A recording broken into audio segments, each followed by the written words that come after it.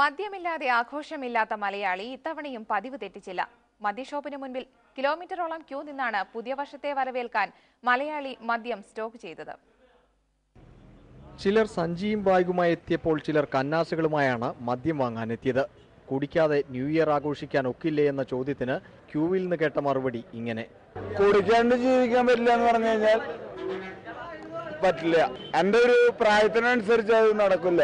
കുടിക്കാൻ എല്ലാവർക്കും ഓരോ കാരണങ്ങളുമുണ്ട്. ജനസംഖ്യ കൂടിയിട്ട് ഭൂമിക്ക് ഭാരമായിട്ട് എടുക്കല്ലേ, ഭൂമി ദേവിക്ക് താങ്ങാൻ പറ്റില്ല.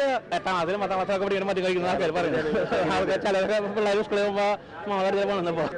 നമ്മള് അത്യാവശ്യമൊക്കെ കഴിച്ചൊന്ന് ആഘോഷിക്കുക.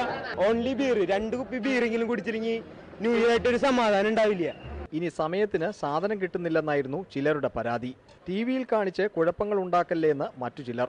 തിരക്ക്, അവിടുത്തെ സ്റ്റാഫ് ശരിയല്ല, അവർക്ക് സ്പീഡില്ല.